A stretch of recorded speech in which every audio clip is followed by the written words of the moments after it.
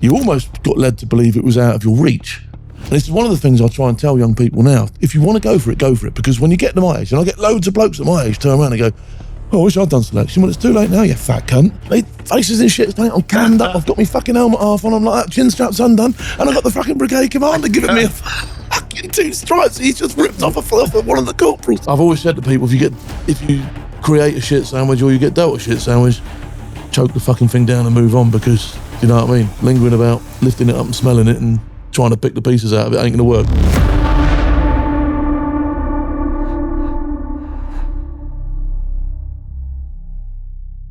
Guys, welcome back to another episode of the Combat Fuel podcast. Today, we are joined by former PWRR soldier and then, at the end of his career, 2-2 SAS, Mr. Big Phil Campion. Phil, thank you so much for joining us. Give us a brief introduction about yourself. How far back do you want me to go? Shall we start at the very beginning, shall we? So I was adopted as a child. And things went wrong from the very beginning, because my old man lost his job almost on the week that they picked me up from London. Like, do you know what I mean? It was like he lost his job and things spiraled out of control. He was a drunk as well. Violent man. Big old geezer, but he's a violent man and violent towards his own family. Like, do you know what I mean? So my early memories of being a child aren't brilliant. They aren't brilliant, but there were lessons learnt as a child. Do you know what I mean? So yeah, it was a difficult, tough time. And then, like I say, I struggled at school. I was clever, but I had the attention span of a goldfish. Like, do you know what I mean? I was forever just looking out the window and dreaming of bigger things, and couldn't be interested. I could never correlate where being able to add up was going to ever help me out in life. Like, do you know what I mean? I don't want to do that. Do you know what I mean? Just don't remember algebra from school. Oh, mate, I couldn't do it. So I found out later on, much later on in the military, I found out that I'm actually dyslexic with numbers. Yeah. So she called it a number jumbler or something like that. I don't know. I'm fucked. Do you know what I mean? I can't read numbers properly. So I'm like, what is he? So you sit there in class, and you didn't know that as a kid. So you sit there and you can't work out why you can't do it. And it's frustrating, because kids are all coming. You know, kids are all sat there and they're doing their things. And they're like, right, yeah, and they go, right, hold up your answers. 7, 7, 7, 7, 14. How the fuck does that happen? Like, where did that come from? And so that's how I felt at school. Do you know what I mean? And then that puts you on the back foot. Then that gets you sectioned out from the other kids, doesn't it? And then before you know it, you get bullied, don't you? Yeah. So, yeah. Didn't have a great time at school. And then if that was, back in the day, we'll call it, without calling you old, like ADHD, having dyslexia, anything like that. What was the thing, was it? I would 100% now be on the spectrum and probably quite a way up it, like, do you know what I mean? Without a doubt, without a shadow of a doubt. But in the day, naughty kid. Yeah. It was just naughty kid. So you sorted that one or two ways, belted or sent home. Yeah. Do you know what I mean? They did. I got caned at school. Do you know what I mean? I got held your hand up and smacked on the fingers and all that sort of shit. Do you know what I mean? So that was your options. You know, it wasn't, there was no looking in or investigating or thinking why. It was like, no, sort yourself out or do one. And how was, like, your physicality at school? Home life wasn't great. Is that fair to say? No. I enjoyed being I wanted stuff to do. Do you know what I mean? I wasn't one of these who was ever going to run away from school because there was nothing to do. I'd go and sit in the park all day. No. I want to be there. I want to do stuff. But then when I started doing stuff, outside of anything physical, I couldn't apply myself. I was all right at English. You know what I mean? I had a fairly high IQ when they tested me eventually, but I couldn't apply myself in there, and I couldn't find and I think it's even now when I look at kids and I think, well, I can fully understand a kid that can't sit there like the others because they've got other things on their mind. That's not the kid being a twat. That's the kid just going, I function differently to these kids. Yeah. Do you know what I mean? There's nothing wrong with that either, but they're told it's wrong. Or you were in my day, you were told that's wrong. Absolutely. Do you know what I mean? Yeah. And that ain't wrong. It just means you're function different to this kid. Yeah, absolutely. And it was, wasn't it? It was, you're just naughty. And if you're repeatedly told that, that's what you become. It. Or, that's where you believe you are. You know, when I was in the children's home, I was under no illusions, especially once the abuse started, I was under no illusions that I was the scumbag. Do you know what I mean? I was told every day, you're the scumbag, you're the scumbag, you're the scumbag. What about now? Looking back on it, do you still feel that way? Or do you understand it? No, I understand myself now. I understand who I am and what I am and what I'm capable of. And I've got a respect for the wider people as well. Do you know what I mean? I understand that everybody should be treated. You know, you can judge somebody by how they treat somebody who can do nothing for them. Yeah. You know, those sorts of principles. But I didn't learn those principles as a child because I wasn't taught them. I wasn't shown them. I found them out through a lifetime of poking about and getting things wrong.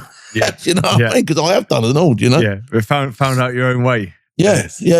I've had it around. I never had that role model when I was a kid. So I never had, you know, my father figure was an absolute drunk who smashed me up and smashed my mother up.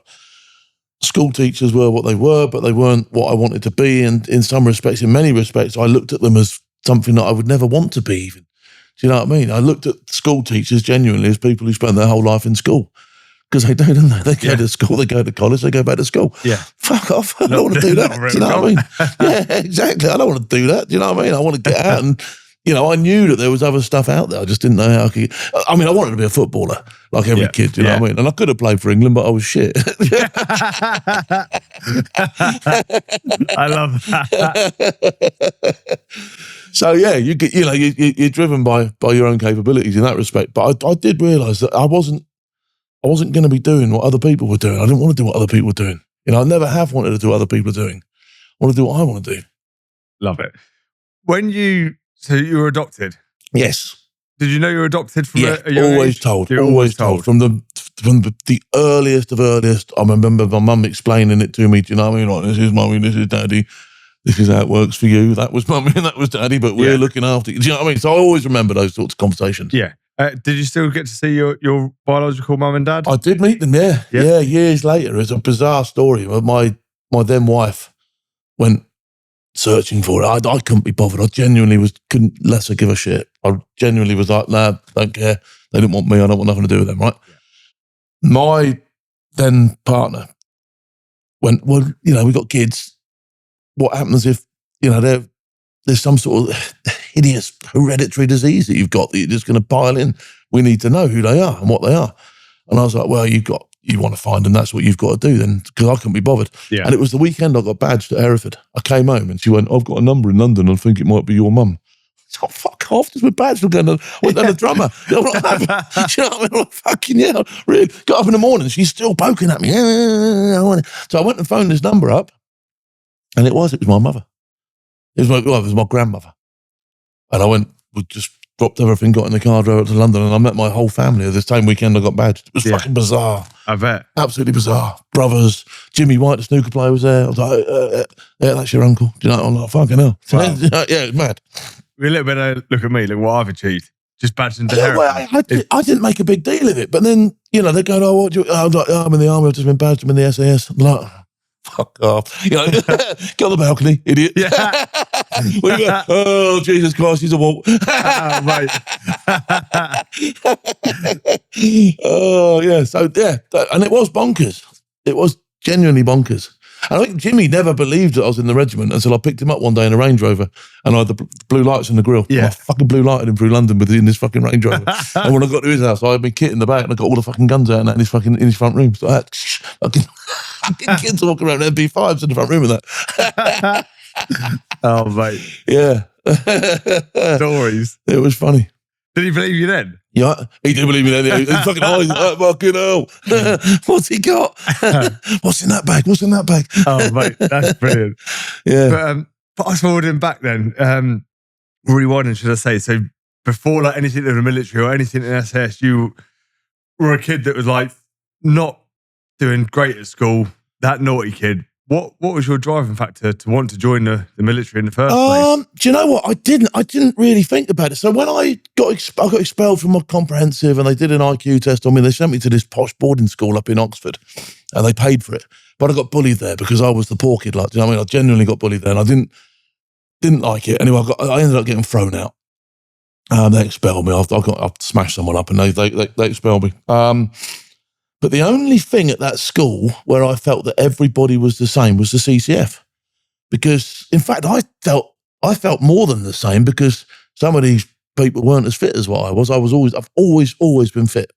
Okay, always been able to move around and I've always been fit. So as a kid, that was massively important. So as soon as you put that green uniform on, you were all the same.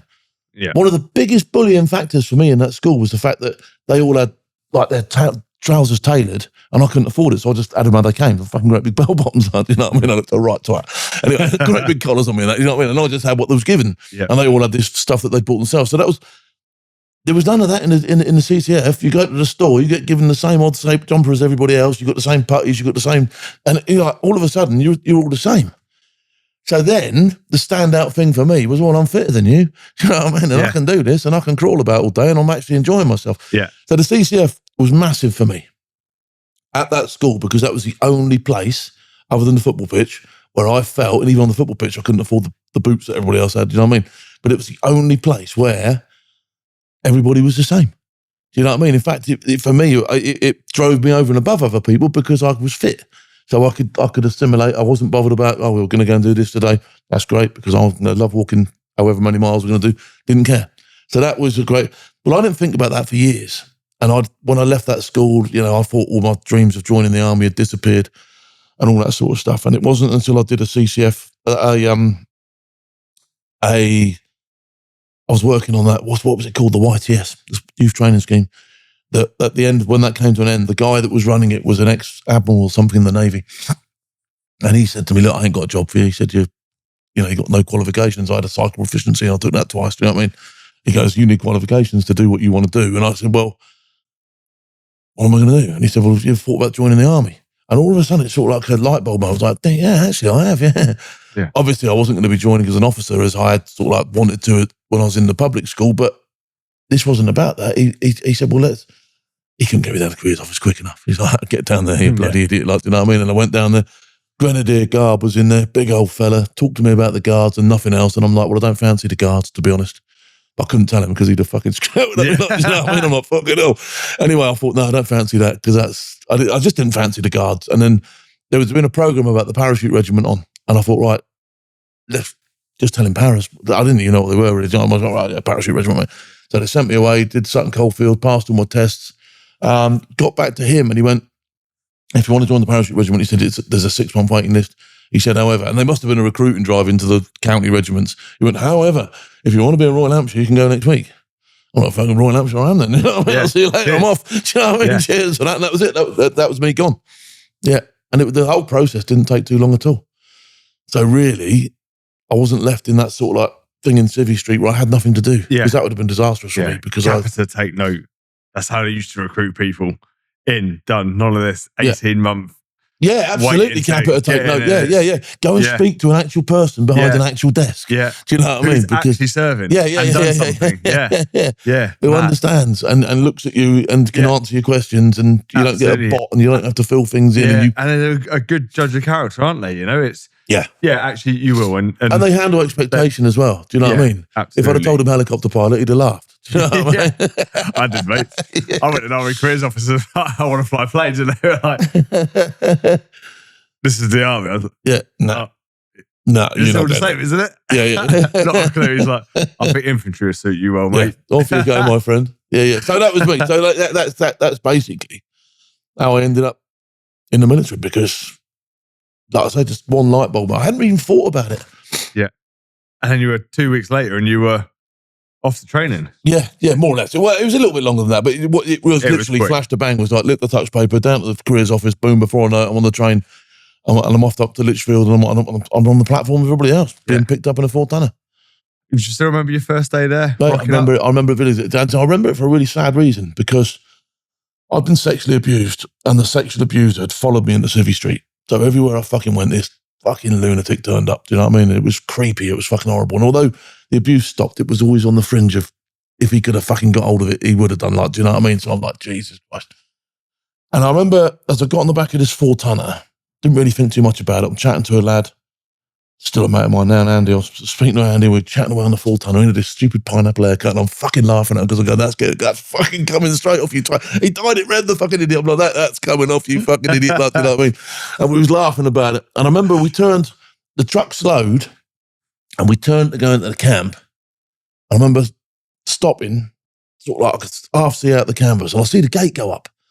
And it just had a fucking mental moment. I thought, when I get the other side of that gate, they're going to shut that. No cunt can get me. That fucking pedo, he's gone. He can't get on here. And for the first time in my life, I thought, I'm safe now, and I can actually apply myself and do do what I want to do, do you know what I mean? Without fear of people fucking chasing me, do you know what I mean? So that was it. So I felt completely safe. So it was a really big thing for me. And then the second thing I noticed as I looked around camp was how fucking clean it was. Yeah. And I thought, this camp don't clean itself. That's my fucking job. Do you know what I mean? That's some high IQ stuff there, mate. It don't clean itself. Looking at the wombat shells like that, not knowing that, you know, they'd be above my head one day. Like, you know what I mean? Oh, mate. Yeah, we pulled up. I remember, and that's from then on.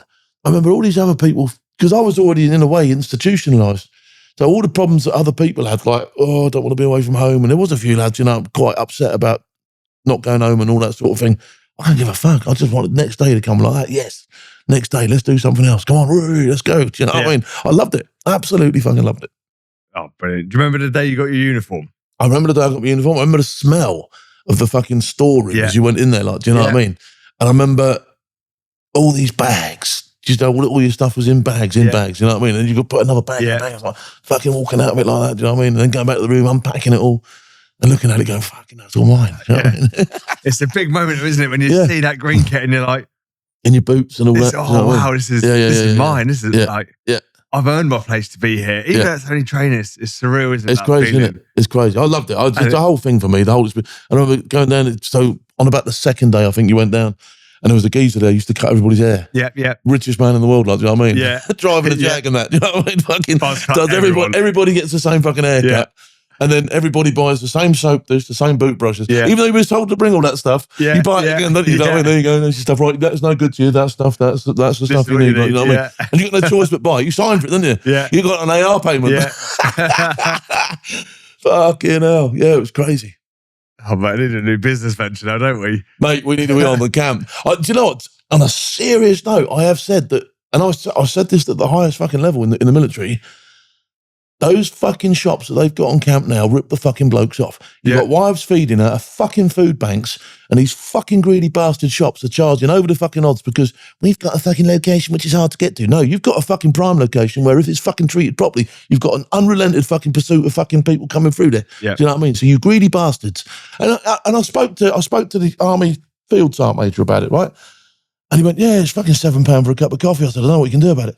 You're the fucking people that can do something about it. You're the ones that can Next do time something. that their fucking tender comes up, make sure that the people that go in there are fucking competitive or can fuck off. Like, you know what I mean? Yeah. So if you're listening, that's it. Get those greedy bastard spar shops and all the rest of it out of there. And that's litigating against spar, I'm sorry. All right? But it's right, isn't it? Do you know what I mean? It is. Greedy bastards. Yeah. How many times we've not had contracts go through or we've lost and stuff. And do you know what? From a PR perspective for the lads, if they knew that the Army had basically fucking gone, right, I'll tell you what, we've done this. We've managed to get you a decent deal in the fucking shop. What a coup for the fucking lads, like, do you know what I mean? Yeah. What a fucking coup. What an easy win. Yeah. What a fucking retention fucking trap. Literally. Do you know what I mean? To be like, there you go, we made your life a bit easier. And do you know what, though? Your wife ain't got to go to a food bank now. Yeah. Fucking hell. But we'll stick to anyway, sorry. Yeah, I was just £5 flapjacks in there and mate, it's bullshit. It's absolute bullshit. Yeah. I've even thought about setting up a mobile fucking shop that just undercuts, and then just go and park it outside. I'll go and park it outside the fucking place. You know what I mean? There you go. Loaves of bread in here, 50p. In there, £1.80. There you go. In me all day long. Mad. You know what I mean? Clean up, wouldn't you? Yeah. Oh, mate, hard. When we had it, and no one wanted to buy a shop and they had a fallout. So our screws marched us out of Carrick down to the local Tesco's and we went and did our shopping there. Yeah, brilliant. Yeah. So they put us first. And we're like, young lad, I don't know what money is. Cheers, that's wage. Yeah. That's like £800 a month. Cheers, mate. That's good money. Did you still used to get credits in that at the end of the year? So you got credits. So we got paid cash. Yeah, we got paid cash. You got paid cash. Mr. Martin, fucking Rupert would give you your fucking money, like, do you know what I mean? Yeah. But at the end of the time, because they only gave you a certain amount, didn't they? So at the end of your training, you had a little bit, didn't you? Yeah. Which went straight down my neck the first time I went on leave. Yeah. But as soon as when you got no money and then you suddenly got money and freedom and no expenses, no expenses. Why would you? Yeah. That's another thing. You're the richest man in the world. Yeah. All your food was taken care of. Yeah. I mean, for me, it was great because in that period that I'd been a civvy, the 2 years that I'd sort of like done the YTS, I used to sneak into allotments and steal potatoes because I just didn't have the money. Do you know what I mean? He didn't have the money. I still wanted to go out. So the sacrifice was, well, I can get potatoes there. I'd live on fucking chips, of stolen potatoes. Yeah. But now I'm getting fed 3 times a day. Yeah. Do you know what I mean? And all right, sometimes you only get enough time to put it in a piece of bread and rank down a clacker, but that's fine by me. Yeah. I didn't care. Yeah. I thought it was great. That's brilliant. Fed 3 times a day, fucking hell. How did your screws find you, like, in training? Like, this guy that's like that, why are you so happy? Why are you enjoying this so much? Yeah, do you know what? I gravitated. So the guy that was deemed as the worst person to have, a guy called Vern, because everyone else was pretty chill compared with Vern. I was in Vern's section, like, do you know what I mean?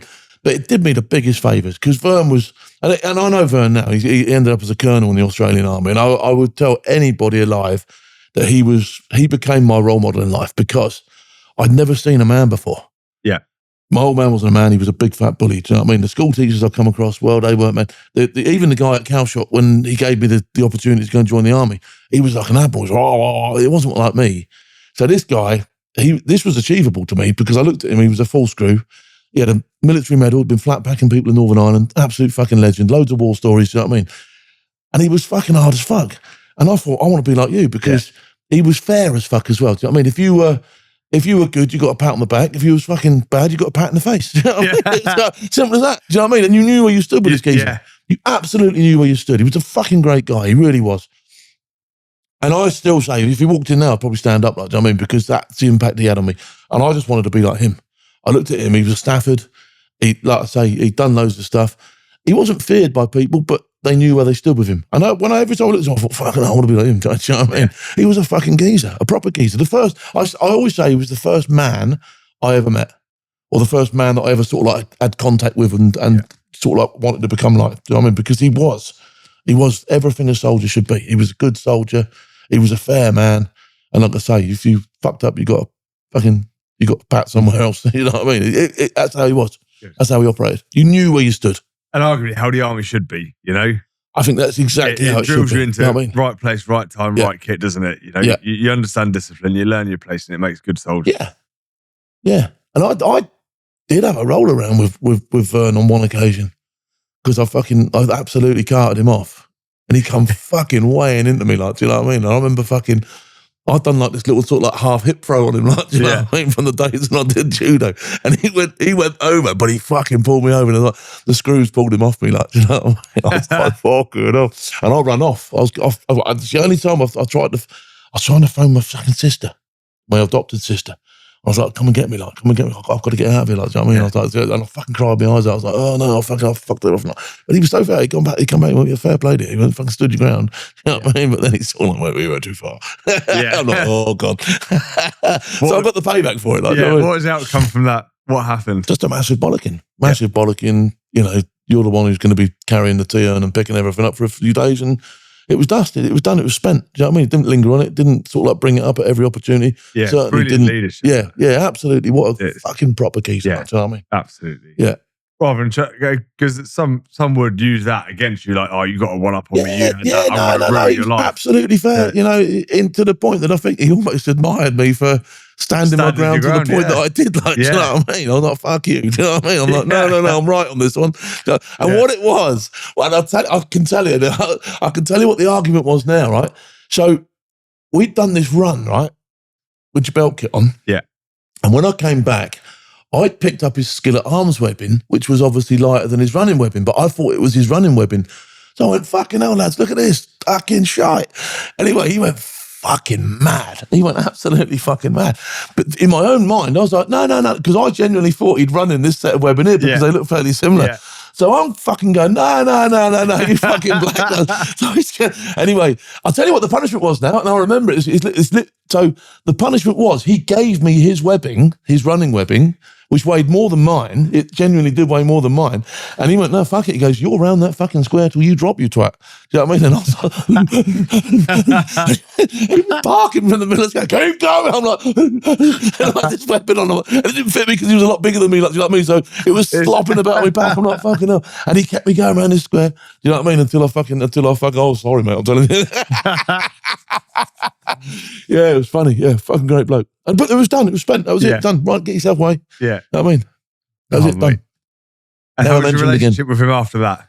Fine. Back to normal? Just went back to normal. Just went back to how it was. You've done you fucked up. You've done your time. You fucking now crack on. Tomorrow's another day. Have you got any more good stories from training? The one that I do say to people was I got best improved recruit, but it was only a couple of years ago that somebody pointed out to me that basically means you was a wanker when you turned up and they got you over the line. Like, do you know what I mean? I was devastated. I thought I'd done really well. You were living it. Oh, mate, yeah. Giving it love, telling everyone, best improved recruit. No, mate. You're a bit special. We got you through just to pass out. Yeah, no, I enjoyed training, like I say, and I have good memories of what we did, and, you know, there's some great nights out. We used to go down to Tamworth, and there used to be these bottles of I don't even know what it was. It was called Thunderbirds, and they were big old bottles, and you used to drink these bottles of Thunderbirds. I used to get so drunk. It was unbelievable. When you turn back at camp and you didn't care, did you? No. You know what I mean? No. You come back to camp, absolutely all over the place at 4 o'clock in the morning. And then the next day, you'd be out doing whatever you were doing. Fittest alcoholics on the planet. Yeah, it was insane. And it was almost encouraged. Do you know what I mean? Right, it's Wednesday left. Why are you still in camp? Why are you not downtown? Yeah. Do you know what I mean? Absolutely. Smoke breaks as well. Roiking everywhere. Do you know what I mean? I smoked loads as a kid. Like, do you know what I mean? It was one of my sort of coping factors. Do you know what I mean? I used to always smoke. And it was crazy. And he was encouraged to smoke. Everything was a smoke break, wasn't it? Yeah. There you go for a smoke, lads. There you go for a smoke. Right, guys, 5 minutes, have a quick smoke. You know what I mean? That was it, wasn't it? Yeah, it was. That's how it worked. And it was, the amount the lads used to smoke and drink and to still be able to perform the next day was... Mate, when I think how fit I was, you know, pre-selection, where I could do a Brecon 2 miler in about 12 and a half minutes. And, you know, I smoked and drank then. Yeah. Do you know what I mean? And I could probably smoke and drink the night before I did that as well. Yeah. Do you know what I mean? Yeah. And I was literally take off with my kit on, my boots on, and my rifle, my helmet, and be 12 and a half minutes for 2 miles. Boom, gone. See you later. Powerful. Do you know what I mean? Powerful that is, man. Fit as a butcher's dog. You remember the day you passed out of training? Yeah. I didn't have... So I had a sort of like a girlfriend on the go at the time, and she came up with her mother and father, I think. So I didn't have any family there because I didn't have anyone like that. Your adopted parents didn't come down for it? You know, I think my adopted mother turned up, but I still didn't really massively get on with her then. Do you know what I mean? It was funny. Yeah, I think they brought her, and then they left, and I made my own way home because they only had room in the car for them. So they turned up. I said, I've got best improved recruit and all that sort of stuff. And I remember you had to march out, and I fucked up my salute, like, you know what I mean? I was like, generally, that's cemented the fucking deal. He definitely is a wanker, like, you know what I mean? Yeah, it was funny. Yeah. Oh, brilliant, mate. And that was it. And I got your photographs, didn't you? Got your photographs, stuffed your thing, and off you went. And I went back to this girl's house because I didn't have anywhere to live at the time, really, other than my mother's house, which was, I didn't want to go to my mother's house. So I went back to this girl's house with my sausage bag and my fucking green bag and my fucking photographs and all that sort of stuff. You know what I mean? Pitched up at her house, rearranged my kit, went to Tidworth. That was it. I remember the first day turning up at Tidworth, and I got a bollocking straight off the bat. I got a bollocking because they was having a muster parade, and they said, right, you're falling after the muster parade. So I thought, right, fuck that, I'm going around the back for a smoke then. So I went around the back for a smoke. I'm having a smoke. Fuck me. Then someone comes around and said, no, you should have been on the muster parade. Then I got a bollocking nudge, you know, on my first day. First day of battalion. First day, got screamed at. And I remember there was a storeman called Dobbin. And he was called Dobbin because he looked like a fucking horse, and he was huge, and he was built like a fucking, he could fucking lift MFO boxes and throw them, like, do you know what I mean? And he was like a 20-year Lance Jack, like, do you know what I mean? He'd never gone anywhere, but everybody respected Dobbin, like, do you know what I mean? And Dobbin got me in the store, and he went, Merkin, oh, you're a fucking idiot. Do you know what I mean? He goes, right, screw the fucking nut. He goes, I'll smooth it over for you with Gilly, who was my platoon sergeant. Yeah, he was all right, Dobbin was. Fucking Dobbin. Was that again put to bed after that then? Like turn up to battalion? Yeah, pretty much. Been on your muster pretty parade? much. We had, battalion. The battalion we didn't have a lot on. They'd just come back. It was a weird time for me to join. So they literally just done a tour of Northern Ireland, and it had been quite a busy tour. It was down in South Armagh. So it was bandit country, like, do you know what I mean? So everybody thought they was fucking alley as fuck, like, do you know what I mean? Yeah. And you turn up, and of course, you're the only one they have the medals parade. You don't get a medal. Like, you know what I mean? Everybody's got a medal apart from you. Like, fucking hell. You know, it's worth time. Just remind us what year this was. 87, I think. 87 or 88. Yeah, wasn't it? 87. It would have been 87, yeah. So, yeah, everybody had a medal. I never. And every conversation was, anyway, shut up because you ain't got a medal. Yeah. Oh, fuck no. Leave me alone. Character building. Yeah. And we was in Tidworth at the time. And I remember you had the Queen's barracks here, and you had us here, and there was a path went down to the spar shop, and you used to get sent every day down to the spar shop. And the Queen's lads used to fucking plink you with fucking air rifles as you run down the thing, like, you know what I mean? So literally it's a fucking hard target to the fucking shop to do the bun run every fucking day, like, do you know what I mean? Okay, my platoon sergeant, Gilly, it started off with Gilly, and I'd take it. They go, Campion, right, bun run, fucking off you go, like, you know what I mean? Get all the fucking, get all your money and go and pay for it, like, you know what I mean? yeah, literally. Yeah, if you go pick up my food and bring me my change. Yeah. Oh, corporal, you didn't give me any money. Yeah. Why are you still there? Yeah, why, yeah. But no, it was good. We didn't do a lot in those early days. Northern Ireland was looming, 2-year tour in Northern Ireland, coming up in Londonderry. In between time, we did an exercise in Kenya. We did an exercise in Denmark. We did the firefighting thing down in South Wales. We went and took over from the firefighters who went on strike. Joke, absolute joke. Just battalion life then. Do you know what I mean? There wasn't loads on, but there was always something coming. Yeah. And enjoying life still in the army now? Yeah, it was all right. I enjoyed it. Rifle company was, I didn't want to be anything other than in a rifle company. Yeah. Didn't even really particularly want rank ever, like, do you know what I mean? I liked it in the rifle company. I liked being a soldier and I liked just fucking, do you know what I mean? Yeah, enjoyed it. It was all right. But you did start getting rank and you started. Yeah, well, I lost it the first time. I've been busted from, I think, full screw to Tom twice or something like that. Yeah. So my stripes always went on Velcro, like, do you know what I mean? They never stayed up for long. First time you got busted, what happened? The first time I got busted was for fighting downtown. The story of the busting that really was full screw to Tom was I was in the Falkland Islands and we basically were doing like a Roermond tour there. And on the first day I got there, I got steaming at the NAFI, and there's a series of corridors to go back to. The main building is like a series of corridors, so you don't have to go outside because it's cold. So there's like miles and miles of these corridors. And I was steaming and I got lost in the corridors on the way back to where we lived. And sort of like the further down you go, the worse it gets. And the infantry are right down the bottom, like, do you know what I mean? You'd almost be advised to go down there in pairs, like, do you know what I mean? It's ridiculous. So I remember I pissed in the corridor and I got caught by this RMP, or RAF copper, I think he was. And I was like, all right, fair cop, nice one. I'll go and get a mop and clean it up. No, you won't. I'm charging you. I said, what the fuck are you charging me for? Like, do you know what I mean? Why would you charge me when I've offered to clean it up? No. So I got fined £500. So I had the fucking hump from day one with this geezer, right? And anyway, there used to be a little nightclub called Timmy's. And we went to Timmy's for a drink. And I stood outside in the queue. And there was a fucking guy in front of me pissing around. And I knew he wasn't going to get in because he was too drunk. And he was just annoying everybody, like, do you know what I mean? So eventually it got to the stage where he's turned around and said something to me and I've headbutted him. Bump, straight in, bang, have that. Someone screamed. The police have turned up because they were never far because it was only a small place. Yeah. The police have turned up. Hey, presto, it's the same geezer that lifted me for having a piss. So I'm on the back foot straight away going, hey, fuck it. You know what I mean? Anyway, so they've said to me, right, get in the vehicle. And they kept trying to push me about. And I said, right, leave me alone and I'll get in your van and you can lock me up, do what you got to do. But just leave me alone. Don't touch me, leave me alone. So eventually I get in the van. I'm sat in the back of the van. As we get out of the van, again, he goes to touch me. I said, don't touch me. I'll go in your interview room. Just leave me alone. Right? I get out. I walked in the interview. And as I walked in the interview room, he like pushed me. And there was a chair. There was a desk and there was a chair in front of it and a chair behind. And as he pushed me, I fucking landed on the chair. I picked the chair straight up. Boom. Have that. Get out. Looked at the bloke behind the desk, went to go around the back of the desk. He's already gone. He's like, no, I'm not having this, right? See what I mean? So as he's gone out the door, I've locked it, right? So now I'm in their duty room. I've locked the door, right? Yeah. I've locked the door. I'm like, right, fuck this. Desk straight up against the fucking door, right? Okay.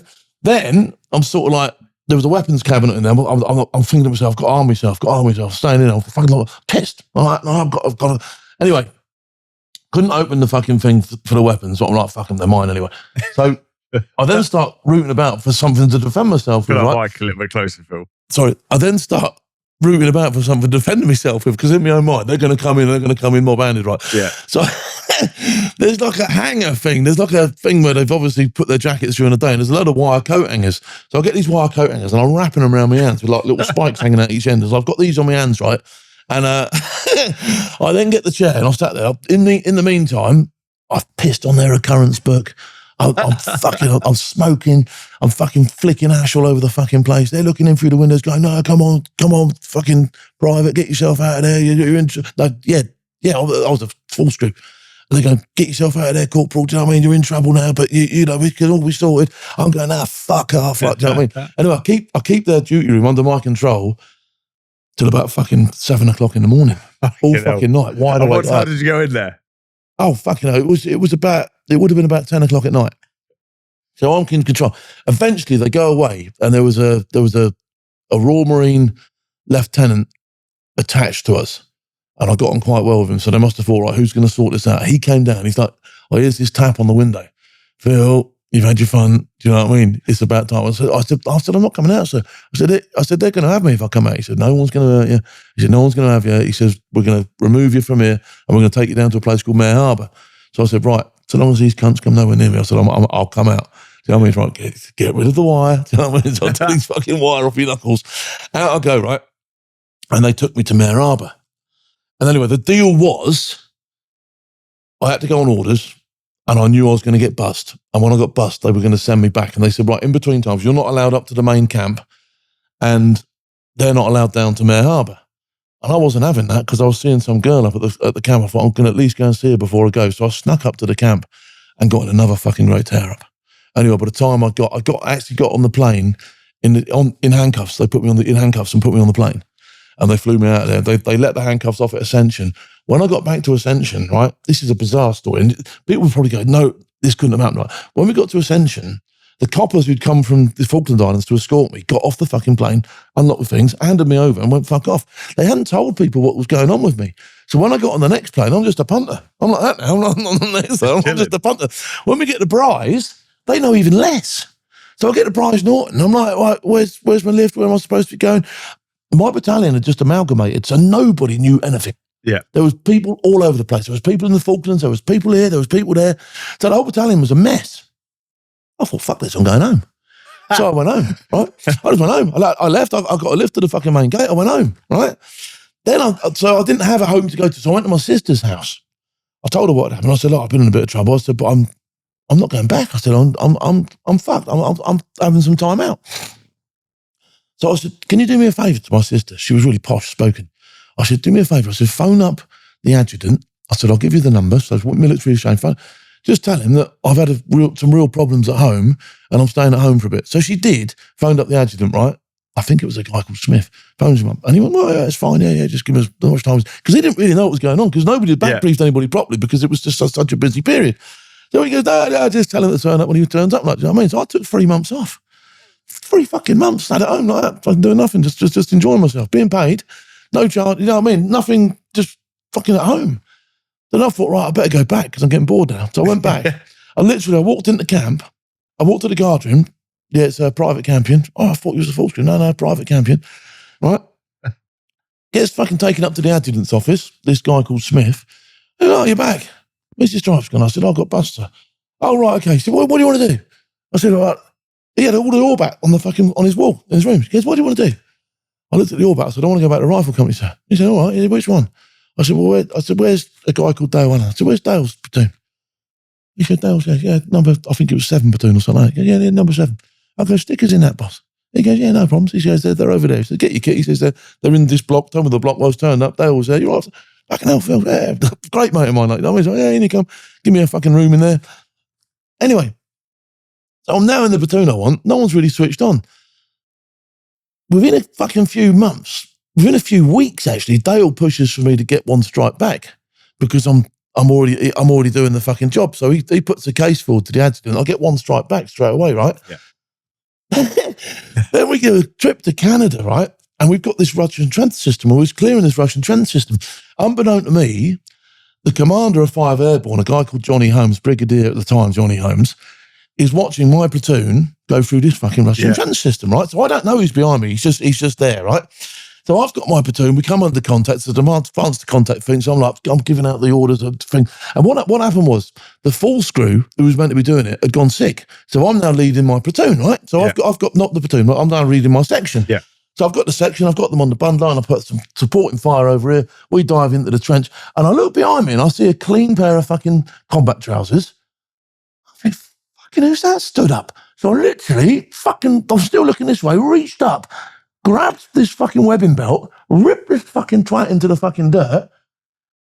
Look at him. It's the fucking brigade commander, innit? Right? I'm like, fuck. So rather than panic, right, I go, sir, listen to me. Enemy, 300 metres that way, on the left. I said, I've got to give him a full fucking battle brief, right? I said, you're coming with me, right? So I grab him and I bundle him through this fucking trench system. He's having a great time. I'm fucking putting him around corners and fun. When we get to the fucking grenade pit at the end, I'm like, right, grenade man, come here, that's you. To the fucking brigade commander. He's like, no. So I get him to post the fucking grenade, right? It goes in, boom, bang, off it goes. Fucking great day. He's had a great day. You know, brigadier, they don't get to do that stuff anymore, do they? So he's just come through the Russian trench system. He's the grenade man, boom, and he fucking goes, fucking greatest day he's ever had. So when we come out of there, right, he says he must have said to the CO, who's that? You know, he says to me, he goes, well done, Corporal. I said, no, Lance Corporal. He said, Lance Corporal? He says, no, I'm not having that. I said, no, Lance Corporal, sir. He says, not on my watch, you're not. He says, you're doing the job. He said, well, I said, yeah, I'm section commander today. So yeah, I said, it's been a long time coming, this one. So he made me up in the field. And he took the stripes to one of the RMP, one of the RPs, had some stripes. He go, right, give me that here, sir. He got the fucking battalion. Nobody promoted me in the field. The fucking CO was Steve. He said he'd just been bust, but he couldn't say it was like that. He was fuming. Held there like that. It's ripped. I had a fucking great hole in my combats. Yeah. My faces and shit. I'm cammed up. I've got my fucking helmet half on. I'm like that. Chin straps undone. And I got the fucking brigade commander giving me a fucking 2 stripes. He's just ripped off of one of the corporals. Oh, man, amazing. I've got a photograph of it somewhere. I'd love to dig it out. There's a photograph of me because he made up a couple of other people, but if they brought them in, they were all clean. Yeah. But I'm there in absolute shit order. And it was like an on-the-spot thing, like, do you know what I mean? That was funny. And how long have you been bust for until you got that? 6 months. If that. Yeah, it was ridiculous. Flash to bang time. And don't forget 3 months of that I'll spend at home. Yeah. AWOL. On full pay. Yeah. Yeah, it's incredible. And I tell that story and people go, no way. But it was the amalgamation. It just put so much, nobody knew what was happening. And I just completely took advantage of that. I was like, no, this is the best time that could never ever get away with that these days, could you? With social media and your phones I think I would have been, for the actual what I did in the Falklands, I think I'd have been thrown out of the military. Wow. I don't think I'd have survived. You know, I held a police station overnight with fucking things wrapped around my knuckles. Do you know what I mean? It's ridiculous. And then went AWOL for 3 months. Yeah. Then came back to the battalion and had it off. It was ridiculous. Oh, mate. Yeah. Was that a big highlight of your career? Like that before you badged in, like that's a pretty cool story. Turnaround from Look, I was always in trouble. There's so many stories I could tell you. Do you know what I mean? There were stories of me. You know, I remember we went on the piss one night, and it was always on the piss with me. Like, you know what I mean? It's always on the piss, and there was a fancy dress night downtown, and I'd ended up around some girl's house, but I'd left my working dress there the night before, but I missed the muster parade, and I'd gone out as sooty, right? So I'd gone out in the evening as sooty, and I realised that I needed to get back on camp, but I didn't want anybody to see me getting on and who it was. So I had my working dress on and this great big sooty head. And the RSM's yelling. He's going, stop, who's that? Coming back on camp, like obviously realising that I was fucking late. He's going, get here. And he yelled at you, sooty, stop. I'm like, fucking hell. Yeah. Yeah, always in trouble. Always in trouble, mate. Yeah, I must have been a nightmare. I would have been a platoon nightmare, like, do you know what I mean? But like guys like you, like made the best soldiers, didn't they? I enjoyed it. I genuinely enjoyed it. You know, in the field, I couldn't do anything wrong. That's where it counts. I couldn't do anything wrong in the field. I loved it. Do you know what I mean? If it was something to be done, if there was something to be had, I'd volunteer for it all day. Do you know what I mean? I did my commando course, I did P company, I did everything there was to be done. Yeah. Do you know what I mean? There's no more I could do. And I just all I wanted to do was be a soldier. That's all I wanted to do. And was this love of soldiering what drove you towards Hereford and wanted to go on selection? Again, that's another story there, because I was happy where I was. All right. And when we amalgamated, when I was as Royal Hampshire, I was quite happy, right? When we amalgamated, I then did P company, and I thought to myself, I'll tell you what I'm going to do. I'm going to try and transfer to Free Para, because I don't fancy this 2-year tour of Omar that was coming up. Free Para is staying in Dover. They're not an amalgamated regiment. there was a lot of sort of like shit at the time, you know, having to prove yourself again and all that. And I thought, well, I might as well just go and prove myself again somewhere like that and stay in the country. So Johnny Holmes, same bloke, right, who didn't remember it was me, but he was still brigade commander. So I thought, well, I've met the brigade commander, and I met him on P Company because he came down and watched our P Company, all got badged. It was a big thing because there was 15 of us from the infantry all passing on the same day, all from the same unit. So he came down. So I thought, right, I'll tell you what I'm going to do. I'm going to fuck the chain of command. I'm going to phone the brigade commander and ask him if I can go to free para, right? So we get back. I get the fucking number off the company clerk. I phones up Johnny Holmes. I managed to get through to him, right? This is incredible. I managed to get through to the brigade commander as a fucking full script, right? So I get through to, I said, right, it's Corporal Campion, sir. I said, you might remember me. You saw me on P Company. And he's playing along with it. He's going, yes. Right, what do you want, Corporal Campion? I said, right, I want to transfer to free para, sir. Okay, he must have been thinking, who the fuck is this idiot like? Do you know what I mean? He's going, yes, soldier, of course you can. Yes, I'll arrange that. What battalion are you? 2nd Battalion, the Princess of Wales Royal Regiment, yeah. Literally put the phone down, right? Thinking to myself, right, I'll go back to the block now. He'll make the phone call. I'll be transferring next week. Goes back to the block and I heard this fucking Campion! Oh, they must have fucking called already, right?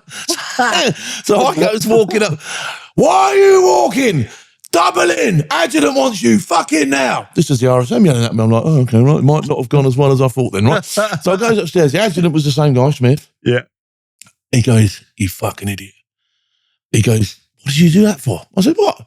He said, phone the brigade commander and try and transfer out his regiment. I said, well, because that's what I want to do, sir. He said, there's a chain of command around here, you fucking idiot. So he starts having a go at me. I goes, I haven't got time for this, sir. I said, what's happening? Am I going or not?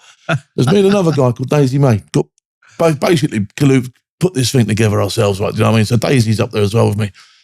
So he goes, the CO wants to see you. So we marched into the CO's office. Berry's on because we're not in trouble at this stage, right?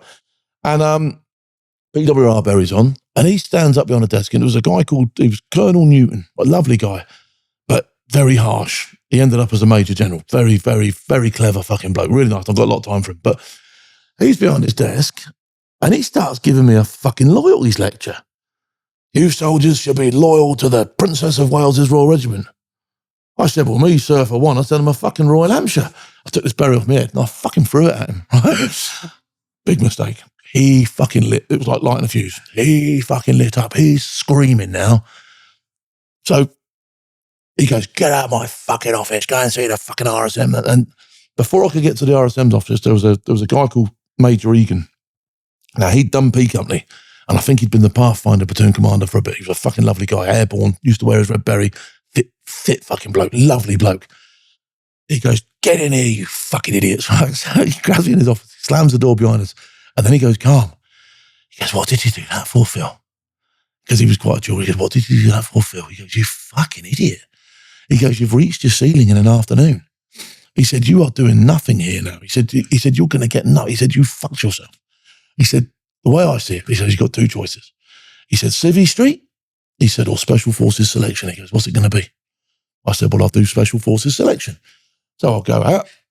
Still got the RSM's bollocking, obviously. Like, do you know what I mean? He screams at me for about 20 minutes. I'm like, oh. Do you know when your face goes, but right? So I goes out and put my paperwork in as properly.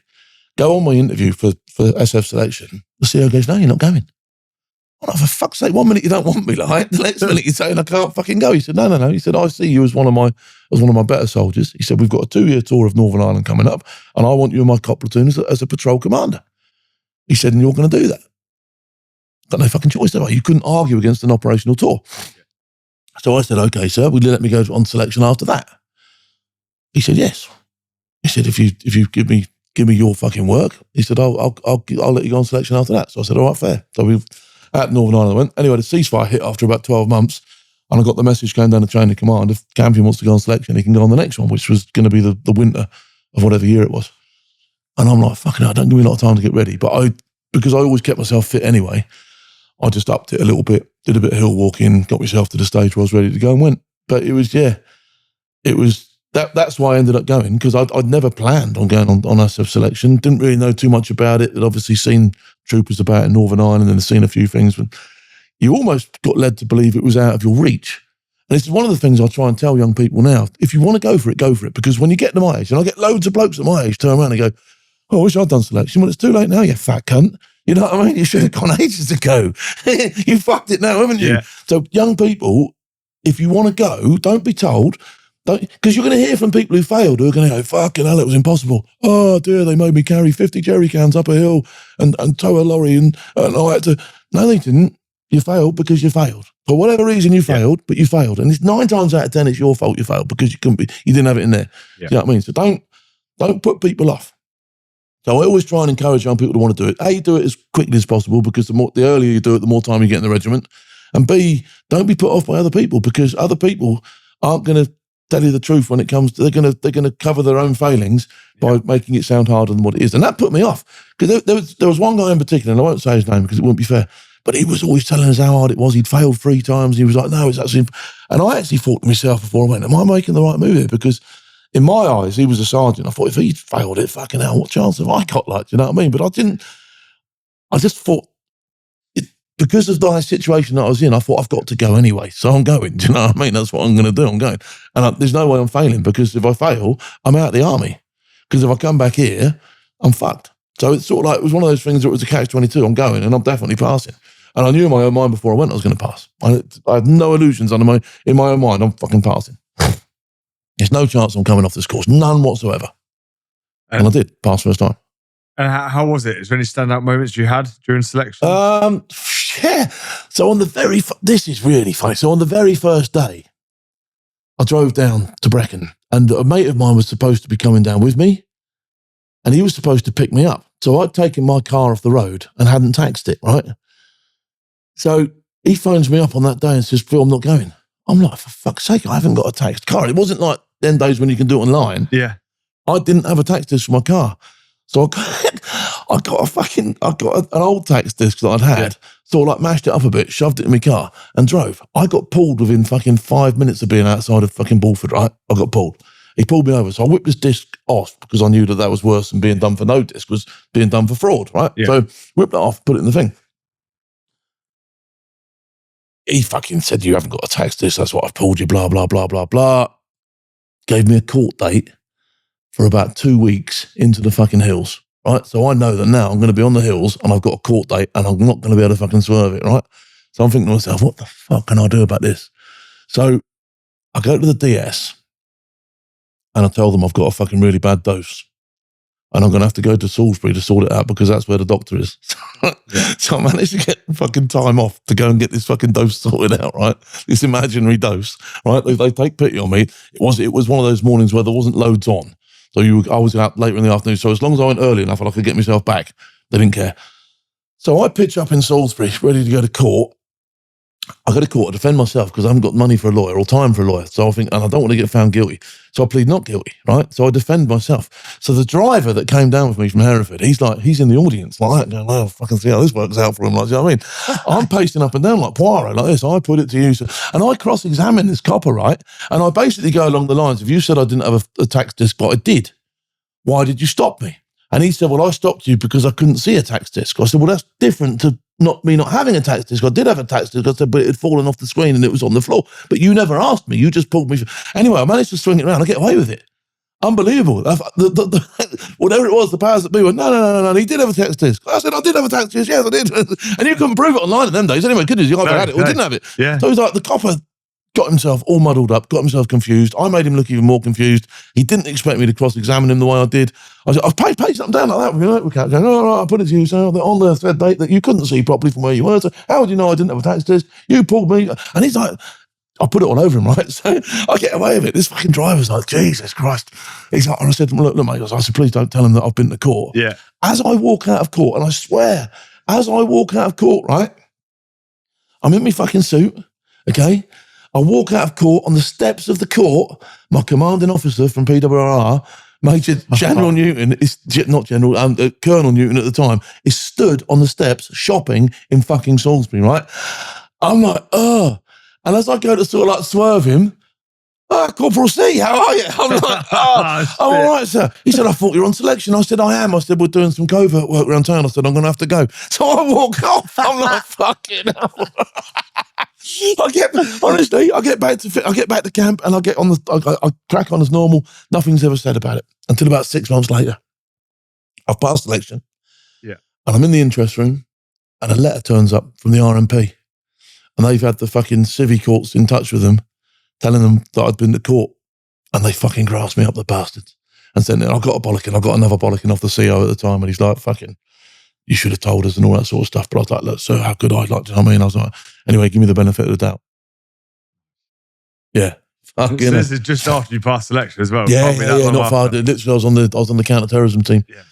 And it was like, I got pulled in on orders. Could that have been as bad as like, right, back to PWRR? It probably could have been, yeah, because at the time you're on probation anyway. So for your first year, when you pass selection on your probation, so he probably would have been well within his rights to go, I'll tell you what, not having that, you're a fucking idiot. You know what I mean? I'll see you later. So, yeah. Yeah, it's just like, you know, you just think, right, I've done that, and then all of a sudden it resurfaces again. You go, oh no, shit. Mate, stand-up guy though. Yeah. It was crazy. So yeah, that was it. But you know, I was in the regiment, early days, great time, straight on the counter-terrorism team. Not loads of work coming in, but we did it. You know, we were doing these things in Bosnia where I can't get too far into them, but you'd go over to Bosnia and you do PIF weeks, person wanted, indicted for war crimes, and you go and arrest them and that. Do you know what I mean? And they were good little jobs because they'd all be lined up and you'd turn up on scene, you go rip them out of their houses or pull them out of their beds, or do you know what I mean? It'd be fucking great. You go and arrest these people and you'd set them up and it would be, you know, the whole 9 times out of 10, it would take quite a few guys. It would be well planned things. So they were good little operations. Do you know what I mean? And then we had Stansted as well. So we had the Stansted plane jacking when that came over from Afghanistan. Yeah. And that was all right. We never got the sort of like end result that we wanted, which was to get on board and get amongst it. But everything leading up to that, you know, the recce's, the food drops, all the stuff that you'd sort of like practiced, we did for real. And it was great. That was my first real sort of like operation where I came face to face with a terrorist, actually face to face on the steps of the back of the plane with a fucking terrorist, like, you know what I mean? Which was great. I was like, fucking, this is brilliant, you know what I mean? It was like that. And you know, you got a sniper over your shoulder, like, you know what I mean? So I'm actually trying to wind this bloke up to do something because I'm thinking, I just want to see the back of your head on the back of that plane, like, you know what I mean? It was brilliant, you know what I mean? I loved it. It was great. We, you know, I did 2 or 3 recce's on the bottom of the plane and all that sort of stuff, and I did a couple of food drops. So like I say, when you did the food drop, you literally handed the food over to the terrorist, like, do you know what I mean? It'd be on the bottom of the head, his eyes would be under his little balaclava like that. You could see he was absolutely bricking himself. His hands would be shaking, like, you know what I mean? And I'm trying to wind it up. Because I know that if he kicks off, I'm on. Yeah. You know what I mean? I'm on. You kick off, mate. I am coming on. You know what I mean? The whole team. Because every time we went out, the team would be stacked up, ready to go anyway. So they would be ready to go. But the drill was, if it went off, you just deal with it as you can at the time, and the team will catch up. And it's like an emergency response to get on there and start flat packing people. And I was like, yes, I'll have some of that. You know what I mean? So getting on the food run was a big thing because he thought, you might just be able to tip the scales in your favour on this one, like, do you know what I mean? Might be able to get a rise out of him. As soon as I got a rise, I'm on it. You know what I mean? I'm like, yeah, brilliant. So, oh man, but didn't it go? It didn't. No. They all walked off peacefully, much to the disgust of the squadron. Like, you know what I mean? We put a lot of time and effort into that. and I was the MOE rep on that one as well. So there was me and another lad. We were going to be responsible for blowing the door off the front of it, which was a big old hefty charge. So we were going to knock the front door in, and then we'd sort of like manage to say, well, there'll be more doors inside, so we need to get on the plane as well. Like, do you know what I mean? So we need to be sort of like first in the stack to get into the cockpit and all those sorts of places. And they'd bitten on it, like, oh, okay, right, yeah, you'll be going. So I had a great job. I'd have been front center and smashing things, like, do you know what I mean? I thought this is going to be the best day ever. Like, do you know what I mean? They fucking walked off. They chickened it, but yeah. And that was that. So yeah, I had a. So we didn't do loads and loads, but we did a fair amount. Do you know what I mean? Nice. And how was regiment life? I enjoyed it. It was good life. You were left alone. If you weren't doing stuff, you were left alone. 9 times out of 10, you were doing stuff, but when you weren't doing stuff, they did leave you alone, and you were treated like an adult. And you had an opinion there. You were allowed to voice yourself and all that sort of stuff. So it was different to battalion life, where if there was nothing to do, they'd muster you just for the sake of mustering you. Yeah. You know, why have we done that? Well, because we can. You know what I mean? There was none of that sort of stuff. You know, you had muster parades, but muster parades were in the interest room. You were sat round, a table. You'd wait, the sergeant major would come in, everybody here. Sometimes, they wouldn't even call the roll. It was everyone here. Yeah. Or we'd just say troop staff, count for your blokes here, Because you never knew, you never knew how the blokes would be on courses, blokes would be away, so they never knew who was there. Do you know what I mean? They didn't care. It was all right, we're all here, right, okay, this is what we're doing this week, this is what you're doing today, or whatever. Like, it's just such a chilled, it was a better atmosphere for me because it was more how I wanted to be. Do you know what I mean? I didn't like the screaming and shouting. I didn't like the bullshit. I didn't like being on camp. I fucking certainly didn't like ironing my clothes and stuff like that. Do you know what I mean? I didn't like all that sort of stuff. It wasn't me. I liked being in the field. And I liked doing stuff. And at any point, did you want it to get promoted?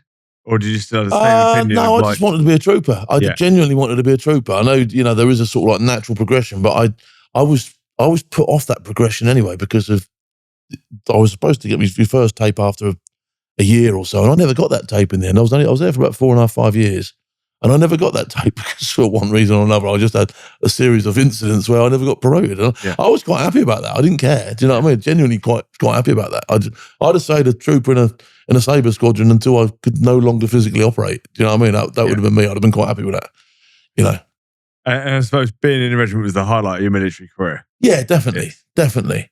Although I do say, in terms of, people go, what was the best moment of your military career? My best moment of my military career was going through that gate in the story I mentioned earlier, where I suddenly felt safe because I thought, no, I can do stuff here.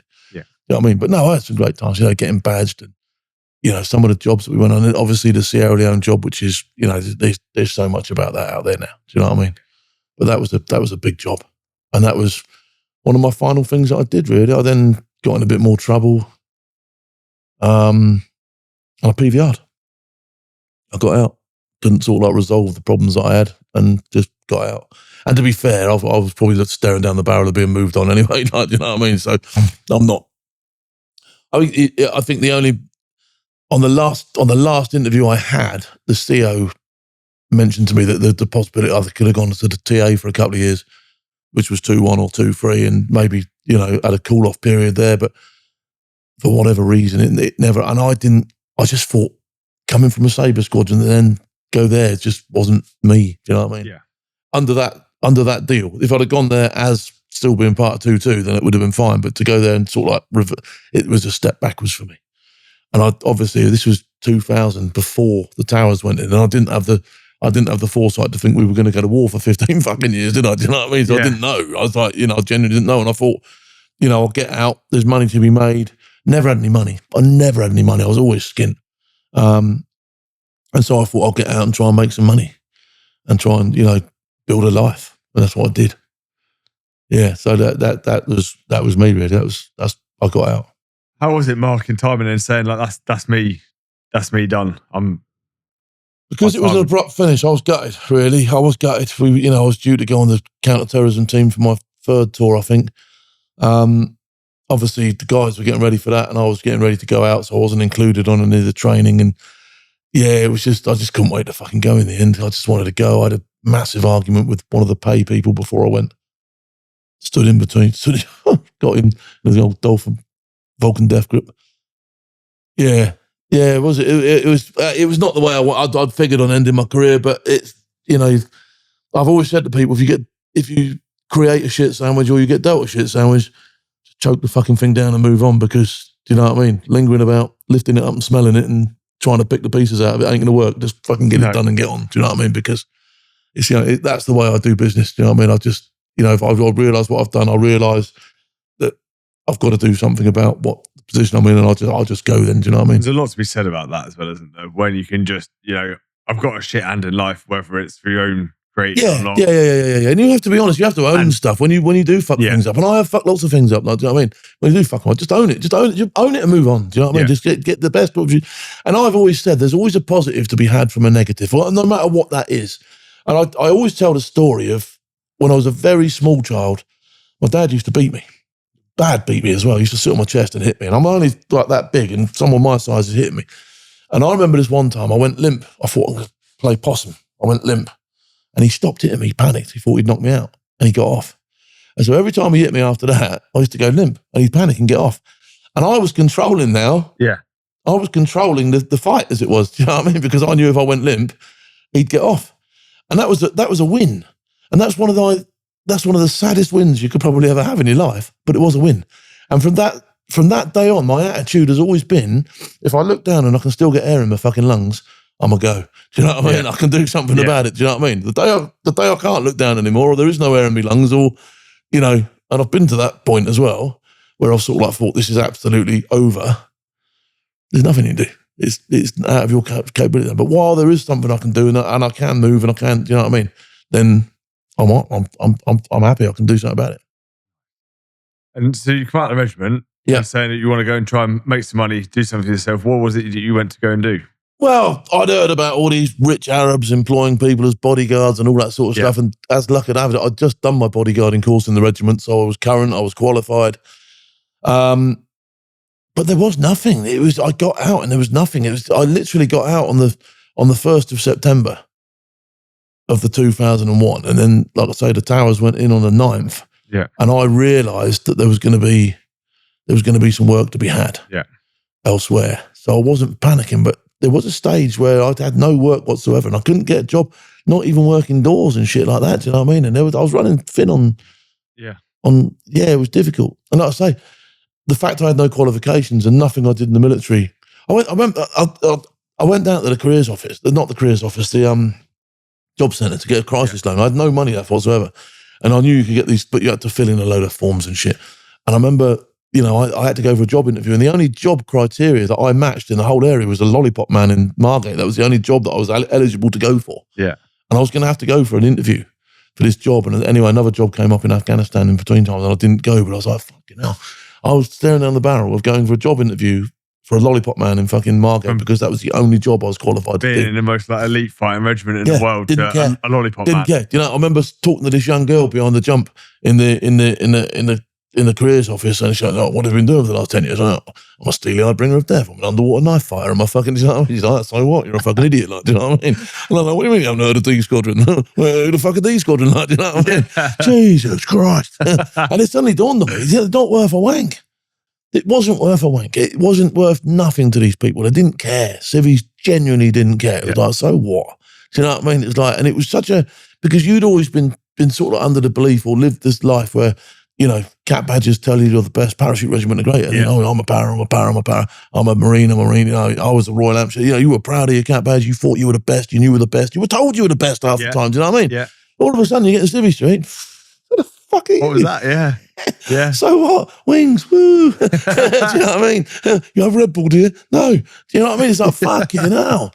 And it was one of those things where it suddenly came to a juddering stop. Boom. No one cares. I'm going to have to sort myself out here. Do you know, no one cares. Yeah. No one gives a fuck. You know, I'm blessed to have the following I have now because of what I've done. They are people that do care. But a lot of the people in Civvy Street and a lot of people making decisions about you as an individual, like the job when you're on your bad times, couldn't give a shit who you are. Do you know what I mean? They genuinely don't. Yeah. And as you moved on, you got a job in Afghanistan. Yeah, which was great. It was a great job. You know, I started off as 2IC of a security detail looking after the interests of a European embassy, which gave me all sorts of diplomatic privilege, access to assets. It was armed. It was a great fucking job. Do you know what I mean? We had a team of ambassadors that we looked after in the close protection role. We had gate guards at various locations, which we had to train. So we had a team of staff. We had drivers. Yeah, it was a great job. It was a really good job. Do you know what I mean? In fact, you know, you'd have been happy with it in the regiment if there hadn't been if the other blokes weren't in caves mixing it with people. You'd have been quite happy to do that. Like, do you know what I mean? That'd have been a decent little number. Like, do you know what I mean? You're in an area which is.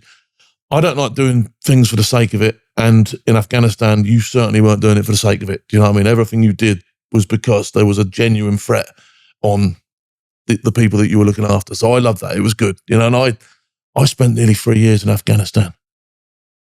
And I couldn't get my first trip over there. I did 8 months without going home. I was like, oh, fuck that. I was just staying. Yeah. I loved it. It was fucking, I was out every fucking day. I just loved it. I was out, you know, I was planning extraction routes. I was doing this. I was, you know, I spot coded the whole fucking city. Like, you know what I mean? I did everything. I couldn't do enough recce's. I bought a little motorbike so I could cut around town easier. Yeah. I wore civvy clothes, you know, proper Afghani civvy clothes with AK-47. Used to do all my advances like that. So I could cut down the side streets and get around. I had a great time. It was brilliant. And all the stuff I'd learned in the regiment, I was employing over there. So it was, you know, and the guys I was working with, to be fair, apart from a couple, all had similar backgrounds. So it was like, it was, it was out of the frying pan into the fire. Yeah. And you were getting paid. I went from being on whatever I was, 34K a year in a Sabre squadron in 2001 to, 80K a year minus not paying fucking tax because I was living overseas. It's fucking good money. Do you know what I mean? It was great money. And you were, all right, I didn't come home very often because I had to stay out there to get that sort of money. But mate, the money was stacking up. I was like, this is ridiculous. Like, do you know what I mean? But the downside with that was I didn't know how to handle that money when I came home. And I would I'd be a menace on the piss if I had tenner in my pocket.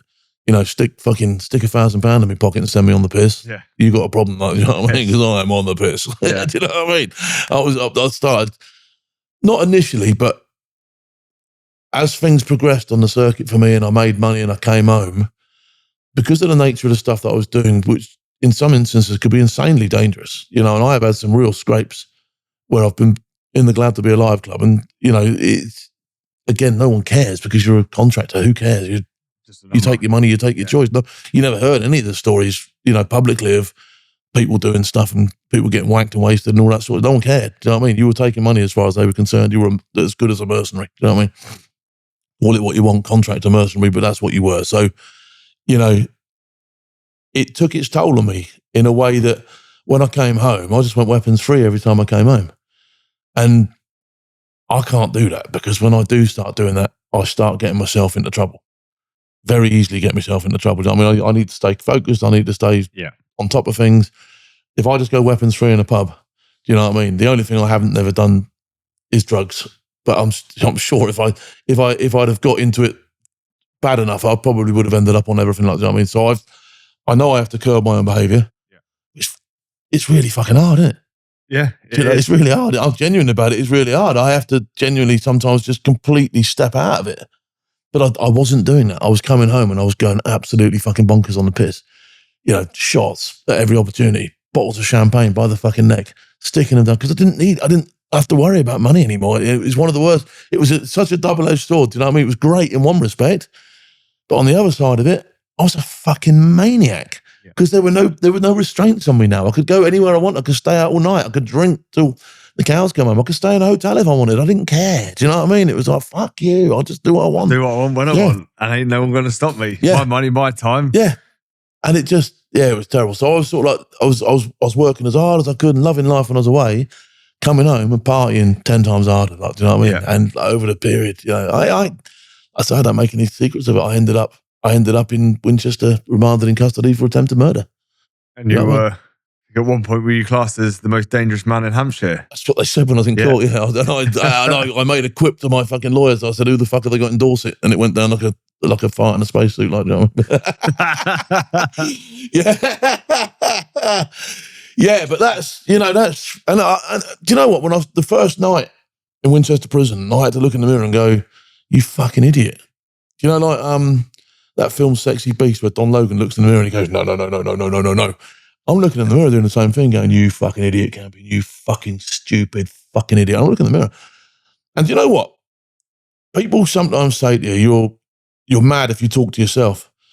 I now say to people, you're mad if you fucking don't. Because me acknowledging myself was what turned me around. Yeah. Me looking in that mirror and going, "You need to sort yourself out, son," was what turned me around. Because nobody else was going to tell. When you're in prison, no one else, it's survival mode. No one else cares about your predicament. They've got their own. Everyone else has got. Yeah. Everyone's innocent, and everyone's got their own predicament. Do you know what I mean? So you got no one to sort of like, "Oh mate, yeah," because he's going, "Shut up, mate. I don't want to hear it." Do you know what I mean? I don't want to hear your fucking problems. I've got enough problems. I've got my own shit to deal with. Exactly. They got there's all sorts of domestic issues. There's all sorts of issues going on with behind bars. There's all sorts of this, that, the other. There's wants and needs, and you just become insular in as far as you've got no one to fucking talk to. The screws haven't got time. No one cares. The whole system is just there to contain you, to keep you off the fucking public. That's all it does. You know what I mean? There's no, you could go to lessons and stuff like that, but it's just occupying you so don't smash yourself up or something. You know what I mean? It's just bullshit. I did maths. Because I hated maths so much, I thought I'll try and do some maths while I'm in there. So I went to maths lessons and I spent my time in my cell trying to fucking do fractions. Do you know what I mean? Which was like just anything to turn my mind off. I hated it there. So at this point, though, you must have been mid-30s-ish? Yeah, it must have been, no, later than that, in my 40s. 40s? In my 40s, because I came out, and that was when I got into boxing and all that, and I thought I need somewhere to challenge give me some focus in fucking life, which turned out to be boxing. And still is a lot boxing. Of that, so it's the transition from the military to civvy streets. You need to be around like-minded people. You need direction. You need stuff that's going to fulfill your ambitions and needs, because I didn't have that. I had no civvy friends really in Southampton. It's very, very hard to go from serving, especially like in a frontline unit, and then at Hereford to, because civvies just politely even the circuit stuff, because the circuit stuff for me was so intense, so long, doing stuff that so when you come home, it's like, the fuck, I couldn't blend in at home. I didn't want to blend in at home either. I don't want to be a civvy. Yeah. I wanted to be a civvy. I'd have fucking gone to McDonald's and got a job and just been happy with my fucking 50 fucking whatever it is a year. I don't know. I don't even know. I don't care. Yeah. I don't want to do that. Whereas I would have done that. Do you know what I mean? I'd be happy with my 1 week of fucking month in Marbella and whatever. Do you know? I didn't want to do that. Yeah. So I didn't. But it was, it came at a cost. But like I say, once I think I had to go so low before I stopped what I was doing to make me actually realise that no, you can't do it. You're not invincible anymore, Phil. You can't. You've got to screw the nut. You've got to start. And that's when I sort of like discovered boxing. That's when I discovered boxing, and that's when I'd always been to boxing clubs, but I'd be one of these blokes who turns up and never had a fight. Like, do you know what I mean? Yeah. And I just suddenly thought, no, you're going to. And that's when I said to Rob. I found out there's a guy called Rob Paxman, ex-G Squadron, got out early, similar to me, and a mate of mine. In fact, my lawyer knew him. And my lawyer said to him, why don't you fight Rob? Do you know what I mean? I was like, all right, I'll fight Rob. Fuck it. And we got this fight on. And it made a lot of money. And then I suddenly realised I could do good with this stuff, and I could make decent money. And that's when I put the Rumbles on, and I had SAS versus SEALs and all that sort of stuff. And it was great. And it gave me direction. It gave me something to focus on. It gave me, I was so fortunate. I got introduced into the Peacock Gym in London. I trained with Martin and Tony's lot. What a fucking great place to be. Around people that want to achieve, that want to fucking push the boundaries, that you're never going to be the hardest man in that gym. You're always going to have somebody to push your fucking boundaries. Do you know what I mean? It was fucking exactly what I needed. And these guys are civvies. Yeah. But because of their relentless pursuit of excellence and wanting to be Absolutely the best. Absolutely that. Do you know what I mean? They've become friends of mine, proper friends of mine. Do you know what I mean? And, the links I've got into boxing at the moment with Wayne in Southampton and Ryan Garner, he's going for a world belt this year in St Mary's. I've been really blessed. Boxing changed my life. It really did. To think I had my first fight at 45 years old.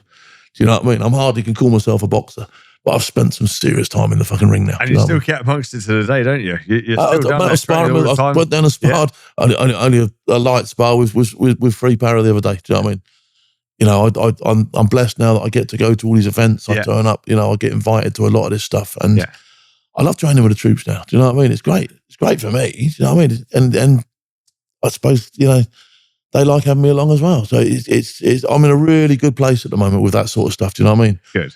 But I can't advocate to other people enough that if your life is going in such a direction, you need to put things. Only you can control your direction ultimately, can't you? Yeah, you need to put things in place that you want to do. Yeah, no one's going to do it for you. Yeah. No one's going to, especially as a bloke, no one's going to do it for you. No one's going to turn around and go, Phil, do you know what I mean? You fall off the wheel, you get yourself back on the fucking wheel. Some people will help you sometimes, but, so Simon Rusk, who was Southampton's interim manager in the year that they struggled, said to me, he said, when we lose, the dressing room's empty. When you win, it's full. The director's down, everybody's down. And that's true in life as well. When you're winning, when you're on the crest of the wave, there's fucking every man and his dog's patting you on the back. Yeah. As soon as you come off that wheel, fucking tumbleweed, off it goes. Nobody wants to know. Nobody cares. You know what I mean? You just, boom, you've gone in. You know what I mean? That's it. So what? You'll get the odd person, but they won't stay for long. And I've been there. I've been there this year.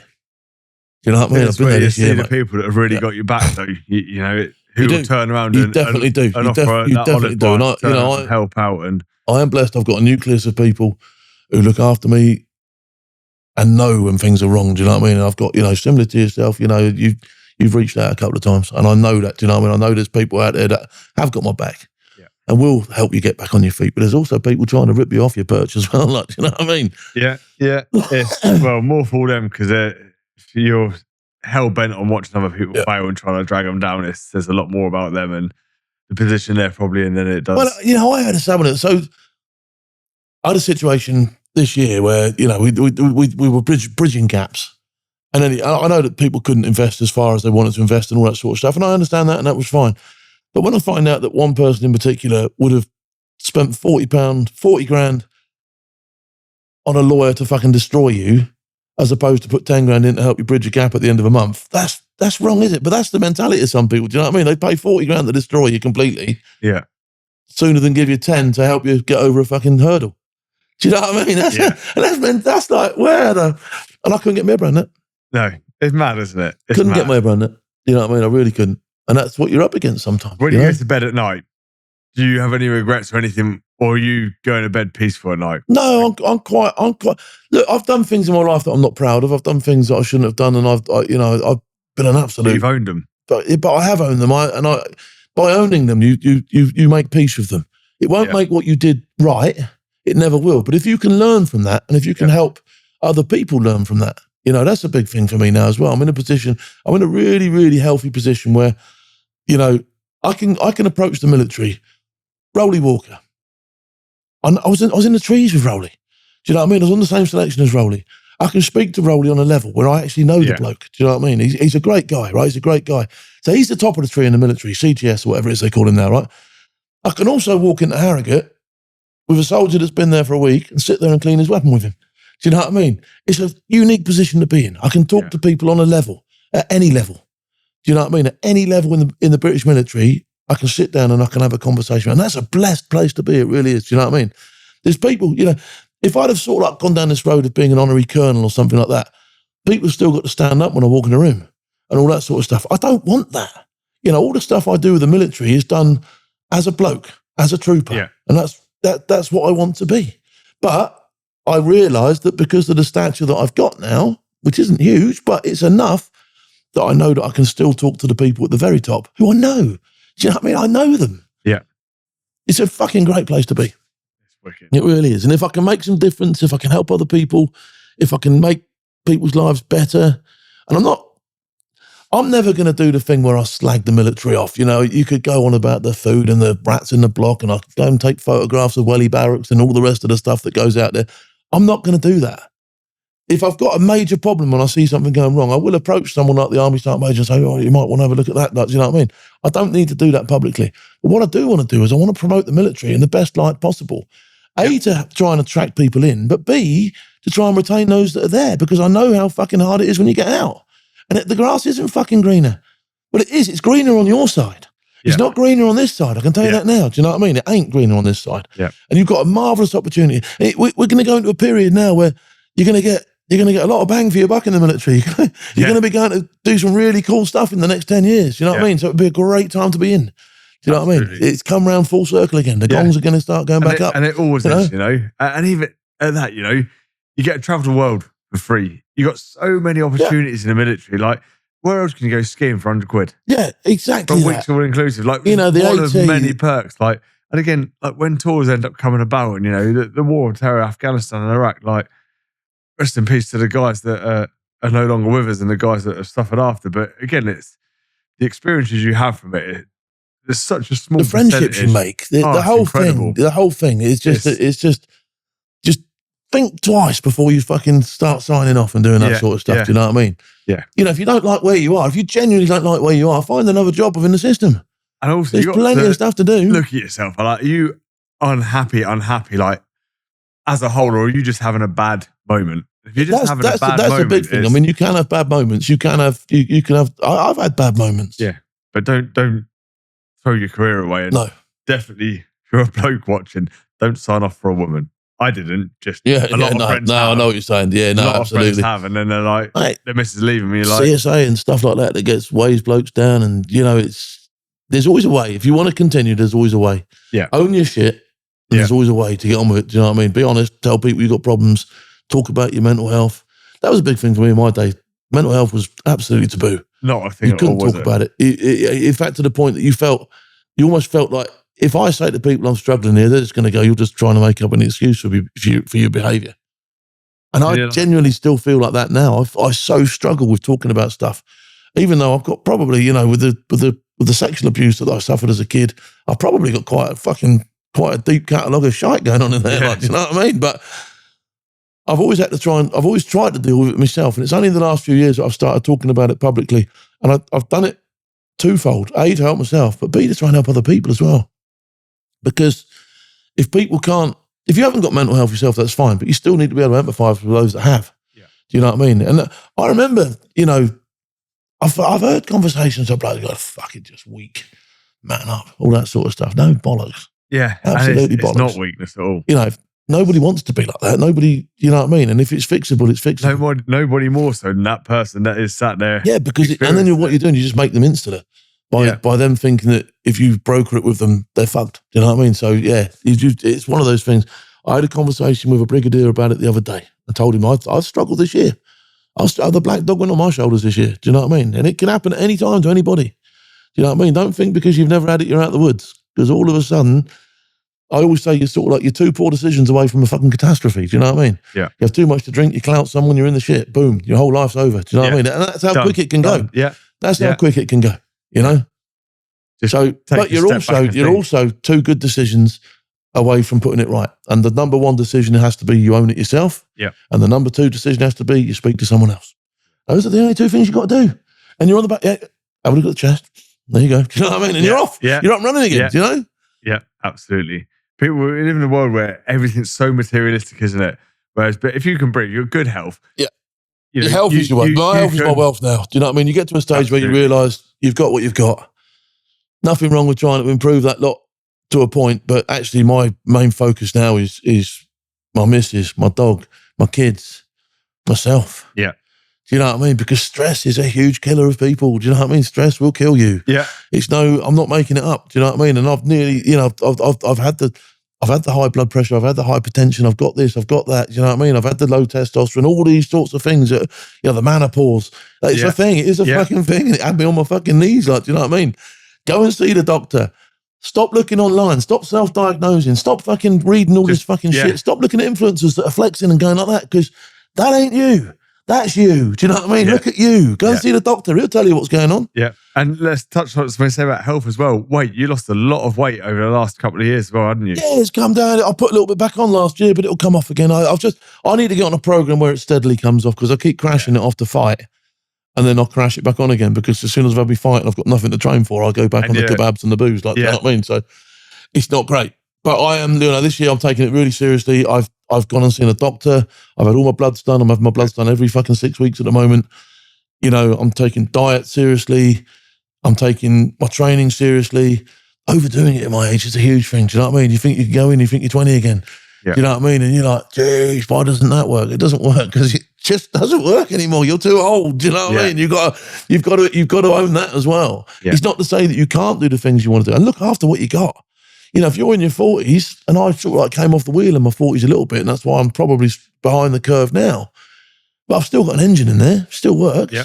Do you know what I mean? And I still, you still get 3 good rounds out of me. You still get, a lot out of me. Do you know what I mean? So it's all there to go for. Do you know what I mean? I still bench press 140 kilos, which for someone my size. It's a lot. And for people of your age, again, I'm not calling you old, but majority of people your age can't stand up out of a chair without the aid of their hands. Yeah, it's insane. I can still get down, still squat. Do you know what I mean? I'm still there. Do you know what I mean? I'm happy. Exactly. Do you know what I mean? It's more than most can do. Yeah. So it's, and it's use it or lose it. It hurts sometimes. Yeah. But use it or lose it. You've got to keep it going. And that's mentally again. You've got to find something you enjoy. It's no good getting on a fucking treadmill if you're bored after 10 minutes. Find something that you actually satisfies your needs. Absolutely. Do you know what I mean? You've got to do You've got to enjoy it. You can't just do it because it's the right thing to do. No. I mean, it's better than doing nothing. But there's so much stuff out there, isn't there? There's so much. You play badminton if that's going to be your thing. It's paddle tennis nowadays. You know what I mean? I was speaking to Matt Letitia the other day. He does the old paddle tennis now to keep himself going. Do you know what I mean? It's better than sitting about doing nothing. Yeah. Absolutely. It is a fun fact for a sport, and badminton just popped into my head because TISM. A shuttlecock can travel at 250 miles an hour, faster than a tennis ball or ice hockey puck. Jesus. How about that? Yeah, imagine that. That was like proper, like off on a sting as well, wasn't it? A sting, yeah, if that catches your eye straight. Ray just sat there laughing at us. Cheers, mate. But you're right, you've got to find something. Anything to do is better than doing nothing. Let's touch a little bit on some supplements that you use. So just, so you take your health seriously. So for me, the sleep stuff is a massive one. The sleep stuff, the magnesium, the ashwagandha, huge. And it does work. It genuinely works. Yeah. Genuinely works. My sleep pattern over the last sort of like, it got destroyed doing the anti-piracy stuff because I was doing 4 on 4 off. Yeah. And I was doing like months of it. So I got to this stage where even when I got home, I couldn't sleep for more than 4 hours, which is not great. No. You should try and have 7 to 8, really. Do you know what I mean? And people might agree or disagree, but I'll tell you now, I feel happier when I've had 7 hours sleep than what I do when I've had 4. Yeah. Do you know what I mean? And interrupted sleep is not good. No, it's not. So, you're going to get things come into play when you're a bit older, like your bladder gets a bit smaller, you have to get up to pee and all that sort of stuff. Do you know what I mean? So that's going to come into play anyway. So the time that you want to get into this like REM sleep, don't you? You want to get into this proper sleep. Yeah. That gets you there. That's some bonkers dreams, not going to lie. Do you know what I mean? They're wild, I have some absolute fucking roller coasters, like, do you know what I mean? But they go in the morning, do you know what I mean? They're gone. But when you're asleep, you're like, wow, I'm proper asleep, which is good. So that's a big thing for me. The sleep stuff is massive for me. The whey, I've always loved your whey. I've always taken whey as a supplement, especially when I'm trying to get the weight down. Do you know what I mean? Because I want to try and maintain what muscle I've got left. And at my age, that's massively important. Yeah, but I also want to do it in such a way where I'm not just stuffing all the time. Do you know what I mean? And it's easy and convenient, isn't it? It's a cost-effective, easy way to hit your daily protein goals. Yeah. And I had to put that tab out there for you as well, because it is literally a jammy dodger. Mate, that is me. That's a bit of me. That's my favourite one. I love that. Well, the butterscotch one's coming up there now, isn't it? I do like the butterscotch one. Creatine, massively important. My doctor told me to take creatine. Yeah. My doctor said, get the creatine in you. Yeah. Now, you do the flavoured one now, right? Yeah. Which is a game changer. Because sometimes I forget to scoop it into my thing, or you can't just take it. It's just like having squash, isn't it? It's like having squash. So good. It's like having squash. Good. So I absolutely rate that, because it's a doable form. You can stick it in your bowl. You've got a bottle of creatine with you. You can dump it down like water. So you're hydrating and you're doing it. Yeah. The hydrating stuff you do, again, I get cramps, really bad cramps. I don't get it if I look after myself. So your products really for me that I use are all designed about looking after me. Yeah. And because you know what I mean? There's no snake oil. It's not even so much about, it's not for me personally, it's not even so much about the progression. I'm not going to be that bodybuilder now. Do you know what I mean? I'm not going to compete at a massive level. So for me, it's a survival thing. For me, it's doing the best thing for my body to get myself to the next day. Yeah. Do you know what I mean? I'm not a combat fuel athlete. I'm a combat fuel. I'm using it to enhance my life. Yeah. Do you know what I mean? I do athletic things, but I'm not an athlete. Do you know what I mean? I'm past those days. Oh, no, you slightly disagree. Like, if you have a body, you are an athlete. Okay. Absolutely. All right. Absolutely you are.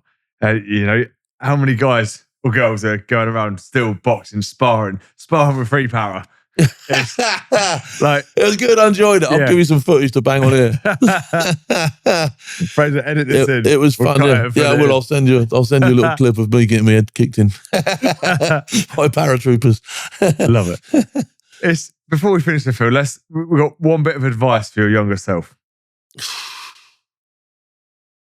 Never, ever, ever give up on anything. Do you know what I mean? Always believe that there's something there to be had. And if I'm honest, I should have fucking listened more to people as well. Do you know what I mean? I was terrible for listening to people. I always thought I knew better. I always thought I could do this, that, and the other. But actually, it's in my later years that I look around and think to myself, if I'd have listened, if I'd have done that, it would have been slightly different. But on the positive side of that, I wouldn't be in the position I am, where I've made so many mistakes that I can steer other people away from them. Because I've always said, if you never find out what it's like at the bottom of the trough, how can you tell people what it was like at the top? Because they won't know. You've never been there. Do you know what I mean? I can't explain. You've got to have been. Yeah, I always say, I've been that low. I could get under a snake's belly with a fucking top hat on. Do you know what I mean? So I've been down that road. You can't explain. You can't understand it until you've been there. But at the same time, I don't want people to go there. I want them to learn without going there. Do you know what I mean? I'm not going to advise the people, well, be as bad as you can, because that way you can learn. Look around and learn from other people. Do you know what I mean? Because this progression is made by stepping stones that are already laid by other people. Do you know what I mean? We didn't get to the stage where we've got electric lights, flat televisions and all that by never having square televisions, box televisions, and no electricity. Yeah. It's a stepping stone. So each generation progresses by learning from what the other generation did. So all I'm trying to do is go, right, I'll put you on a platform there to start your fucking journey from, because mine started from down there. Do you know what I mean? Absolutely. And I think that's important. What's the physical piece of action someone can do who's watching this to level up their life? Like today, own yourself. Own your. Look in the mirror. Look in the mirror, and have a look at what comes back at you. I said this to some footballers. I briefed a football team, a Premier League team, and I went and did some work with them. And I said to them, if you walk off that pitch at the end of 90 minutes and look in the mirror, and you can say to yourself, I did the best I could, then you've had a good day. If you walk off and think, well, I swerved that challenge, or didn't quite give it as much as I could have done there, I hid behind the pack in that one, you fucking know, you can't bluff yourself. Yep. So the only person whose planet you can't lie to is right there in that mirror. So get in there and debrief yourself. Do you know what I mean? Get in there and talk to yourself. Go and ask yourself. Because when you're happy with yourself, when you know that you're doing the best you can, and you fucking know when you haven't, yeah. do you know what I mean? Then you're owning stuff. That's what owning stuff is. Yeah. Owning stuff is not just turning up and saying, yeah, well, I had a shit day yesterday, but nobody fucking knew, I didn't get caught out. Owning it is saying, yeah, I had a shit day yesterday, I'm going to fucking sort it out now. That's owning it. Do you know what I mean? Absolutely. You've also got a pretty successful YouTube channel yourself as well on social media, but where can people find you? Come and... So yeah, Big Phil Unfiltered is my YouTube channel now. Obviously, all my social media is at Big Phil Campion, TikTok, Instagram, Facebook page, all that sort of stuff. Do you know what I mean? So you can find me, and yeah, I will be continuing to branch out as much as I can on my own social media platforms, because I think that's where I am at now. That's what I want to do. That's where I have best effect now. Do you know what I mean? I think that's what I enjoy doing. So, yeah. But Phil, thank you for coming over here. Thank you for your service. Pleasure to have you on. No, thanks for having me. Thank you very much. All right. Nice one. All right. Happy days.